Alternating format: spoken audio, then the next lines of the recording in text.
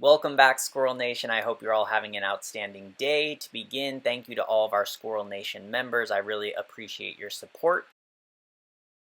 Diving into today's video, I'm starting by showing you the North American Leaders Board. So the names I'm trying to point out here is SXZ, who is the #1 player, Sherlock, who's the #3 player, and Min H, who is the #8 player. The reason I bring that up is now you are looking at the lobby that me and Connie found ourselves in for our very first round of the match, and you can notice all three of those players are in this game. So we start the tournament in a basically death group, but it ends up pretty fun. So I'm going to share this game with you, and then I will share some of the rest of the tournament results. A few notes is basically me and Connie just decided to do this when we found out this week's GLL tournament was a duos tournament and not a solo queue tournament. Connie is just somebody you have all probably seen in the chat comments, and he's a member of our Discord server, so just a Squirrel Nation member. So we just talked about grouping up, and we decided to group up. We didn't really get a practice. I think we practiced one day, probably like 3 games. But I want to give credit to Connie. He did like such an amazing job of scouting. He watched the Asian tournament, he watched the European tournament. So coming into the games, we kind of had an idea of what team compositions we wanted to play because of all the scouting and like prep work that he did. So credit to him. I think it helped us a lot throughout the tournament. But anyways, so diving into the game, based on the strategy he learned, we wanted to prioritize assassins, goblins, and hunters early game because generally they lead to win streaks, and the tempo in duo is much faster. So you're going to notice the games end in the early 20s. So like round 20, round 21. I mean, if a game goes past 25, that's actually I would consider that a pretty long game. So the tempo, the economies, a lot of the choices are totally different in duo than they are in a solo queue. Because of this, I actually really enjoy duo. To be honest, I think I might actually like duo more than I like solo queue because it just adds more complexity to it, and I like the speed. The games are quick.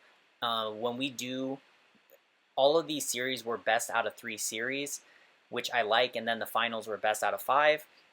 So just overall, I really, really enjoyed the duo, and I encourage everybody to try duo out, and I hope in the future Drodo continues to promote and support duo tournaments because I think it just could be really, really fun, and I'm curious for all of you in the comment, let me know, do you enjoy watching duo tournaments more than solo tournaments?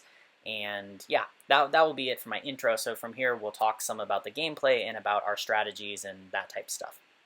So anyways, here we are. You notice I talked about we want to target assassins, we want to target hunters, we want to target goblins. So far, great start. We have our goblins right away, and I'm looking for assassin and hunters, and you can see that I actually hit my 3 hunters. So now we are to goblin with 3 hunters. Great start. Again, if you're looking at the tempo, notice watch people's gold in these games, and you're going to notice people do not really go for that like 50 gold, do something about it type economy. People are generally pushing levels. They're trying to kill each other because if your team gets on a win streak, you are in a great spot. Occasionally I'm looking over at Connie. We are in voice chat during this.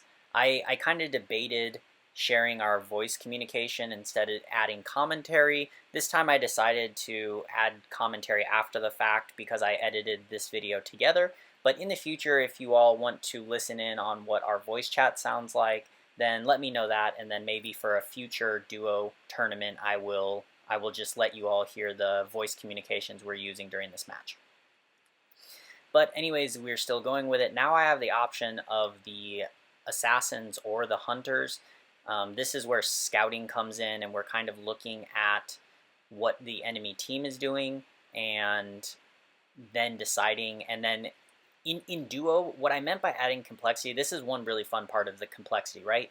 It's not as easy as just scouting your enemies. So we scout our enemies. Okay, nobody's contesting assassins. So 6 assassins is great. But the problem is your teammate, if they also run 6 assassins, now you're contesting each other for assassins, so that becomes a problem. So a big part of duo is finding 2 different synergies. Sorry, how should I? Two different team compositions that can share carry pieces. And if any of you listening aren't familiar with Duo, if you notice on the side of my board, you can see a Shining Archer and a Wind Ranger. I am sharing both of those pieces to my teammate. And at the same time, he is sharing a 2-star Ripper and a Skybreaker to me. So that's what I mean by you want to decide what are two pieces I can share to help my teammate, and what are two pieces they can share to help my team composition. So things that me and Connie really enjoyed or we came to like were dragons as being pieces to share, and also spirit is a great thing to share. We used like water spirit, thunder spirit type of shares. We used a lot of dragon type of shares. So definitely play around and have fun with it. And like I said, me and him are definitely not veteran duo queuers. We just basically watched other people kind of talk strategy and got into this. So I'm really excited for duo games in the future, because I think there is so much different strategy and fun to be had in these duo tournaments. But anyways, still going. So notice we have the Umbra, we have the Water Spirit, we're hitting more goblins. Another build, so some builds we talked about before the tournament is Goblin, 6 Goblin, because when you're sharing pieces, it gets a lot easier to hit Goblin compositions, since you have 2 players who can hit the like Venomancer, the Grim Touch, that type of stuff. The downside is it's harder to hit 4-cost units in Duo because the tempo is so sped up. And like normally, if you think about it, round 21 normally is when people are hitting level 8, level 9 nowadays, if they're win streaking level 9, but generally level 8. So if you think about that, these games are literally ending that round. Like the game is over, somebody got first place, somebody, right? So making it to level 8, you don't have big economies. Making it to level 9, you don't really have big economies unless you've been win streaking crazy. So it can be hard. It can be hard and unreliable to hit 4-cost units. So that was something else we kind of learned as we went along. I'll talk more about my learning as we look at some of the end games. So we'll stay there for now. But anyway, so once again, I'm mixing the hunters, the assassins.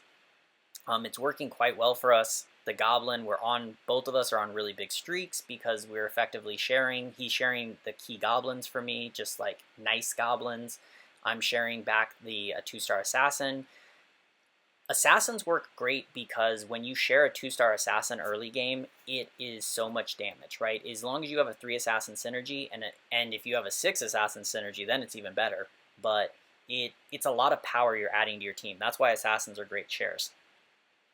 And from here, same thing, we're scouting what are enemies going. Are they going for mages? Are they going for glacier knights? Because then that's kind of what do we need to get. So in this game, what I end up deciding to do is the piece I'm going to share is going to be a marine piece, and we're going to try to get marine synergy because we are going to have a mage in this game that we're worrying about. So I wanted to get a big abyssal crawler, and we want to get a siren. Like that's the goal for our team, is to have a siren, to have an abyssal crawler, to have that marine synergy. And if we really think we need to go to 4, we can decide later on. And since I am heavily win streaking here, so is he, I'm going to target the assassins, and you can notice he's building up towards 6 goblin. So he already has one of the wizards, he's getting a bunch of the low-cost goblins, right? He already has a Ripper that's going towards 3-star, and so that's kind of the balance we decided to have, is one of us will hit the assassin type stuff and share marine, one of us will go get the goblin stuff and do the other. So anyways, that's what we're going. Another thing I noticed in Duo Q, and this is something just from this experience and watching the other rounds, is a lot of teams, you'll notice one of them is much higher in gold than the other. So if you notice right now, if you look at our economy, my economy is only 7 gold, but Connie's economy is actually 30 gold, right? So he's actually been saving, whereas I'm using the gold to do more stuff. And that is a trend I would say is pretty common as you move on in the tournament. So you will see a teammate who is building up economy to go to level 8, go to level 9, so that they can get legendaries for their teams, or they can get the critical 4 costs. And then you'll have a teammate who's doing some sort of lower mid power spike team, so that your team isn't losing tons of HP. This game is just an amazing one because both of us are win streaking. This is not common. It's normal that one of you can win streak, one of you may even be lose streaking. In some of our other games, we definitely use that type of strategy also. Like Connie would be lose streaking, I would be win streaking, and we would build our economy up that way. But anyways, at this point, I've decided I'm going to commit to Assassin. So you'll notice that I'm going for a traditional Druid, get the Razor Claw, get the Assassins up to 3-star type of strategy. And we gave up on the Hunters and the Goblin. But the Hunter and Goblin was still great in the beginning of the game because it got us these huge win streaks. I think we're both hitting a 10-game win streak now, so that's beautiful. One really hard thing in duo queue is items. It's hard because you need to take the time. I need to look at my items, then I need to scroll over to my teammate and look at their items, or in this case, like Connie's telling me, okay, I hit a Pulse Staff, Mana Crystal, Armor, right? But it's like, that's such a hard, it's hard to hear somebody saying that and like really think about it, right? So I'm sitting there telling him, for instance, okay, I got a hammer, barbaric armor, and a lucky coin, right? Then he needs to look at his items and be like, oh, okay, I can make this. So this is what I mean where duo adds a lot more, it adds complexity, just toughness. It makes the game harder. It makes you have to think more when you're playing duo, and I really like that. I think one reason for me that auto chest, if I play too much, starts to get a little boring is I'm playing the same team compositions a lot, and I find myself just having extra time during the rounds, right? I'm just kind of sitting there like, okay, I have tons of time, you know, what am I going to do with this? And then the game feels slow, right? Then it's like, I'm like, oh man, this is 30 minutes, 40 minutes. I think duo queue fixes that. We did not play one single game this entire tournament where I felt like I had the time to do everything I wanted. Like, if you listen to our comms right now, it's like literally like, okay, I have this item. Wait, what hero do you want? Oh, did I give you the wrong hero? Oh, wait, no, you want this hero? Oh, I just got this. Oh, no, I did that, right? So it's like so much is happening. Because another thing you notice, if I had more time, I would be swiping over and I would be looking at my teammate's board like this. But how often am I doing that? It's not often. And same thing for Connie. It's like you can't just be consistently doing that because you're thinking not only of your team comp, you're thinking of countering the enemy's team comp, you're thinking about your teammate's team comp, you're thinking about what items do they have, what items do I have. And another thing that was hard is Connie has his comp, and let's say in this case, he's going to the 6 goblins, I'm 6 assassins, right? So then we need to decide, where are our items going to go? Are they going to go onto my abyssal crawler, or if he hits his venomancer, are they going to come to his venomancer, right? Because he has carries for his comp, I have carries for my comp, and then in duo, in solo queue, that's not an issue at all. Like, you know, the top players, you know where items are going in advance. Like, you're not playing a comp and deciding where the items are going generally. But in duo, that dynamic changes. It's like, oh, okay, well, you would think, oh, my abyssal crawler, right? But then if my abyssal crawler is only 2 stars, I'm not even close to a 3-star, and his venomancer, let's say, is already 2 stars, then, you know, those type of things become tougher decisions. But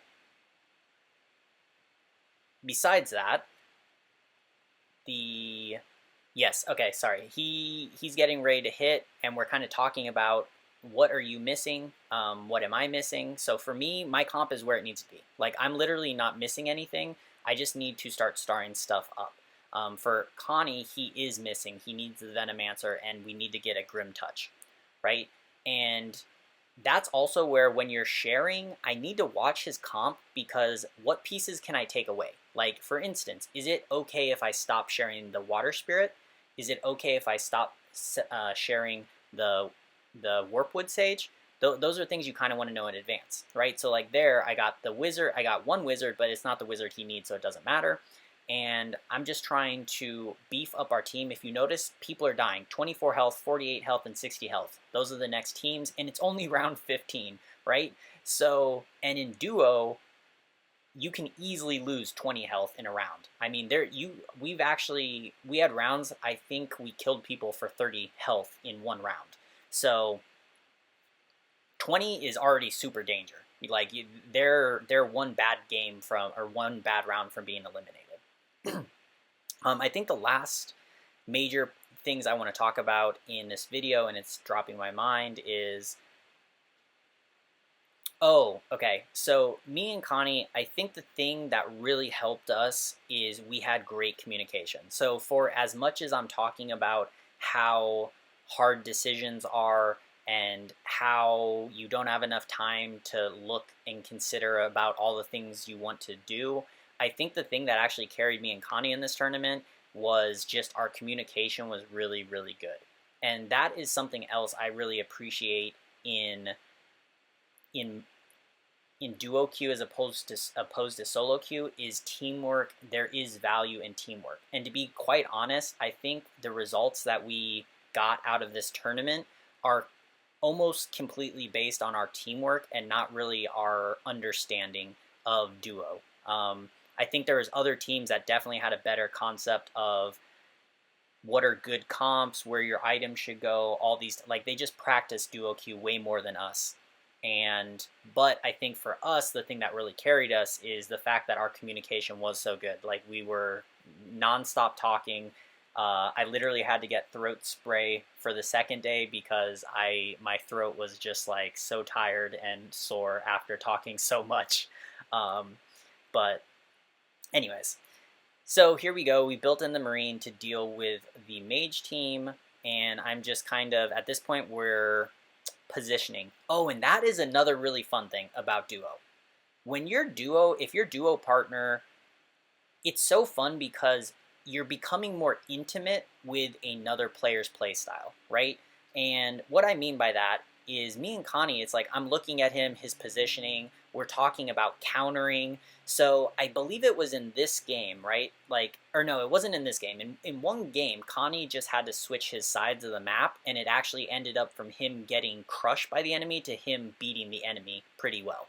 So those are type of things that are great when there's two of you and you're looking at each other and you're sharing ideas. Because sometimes things that come up that could be upgrades to your play are things that you've never really thought about, right? Like they're not something when you're playing solo queue, there's anybody to point that out to you or bring it up. It's just kind of you're responsible for you. So in a team, it's really nice because I feel like you learn stuff. Same thing with itemization, right? A lot of times me and him would have talk like, oh, the item should go here. Oh no, like this is the plan. I was thinking, why don't we do this?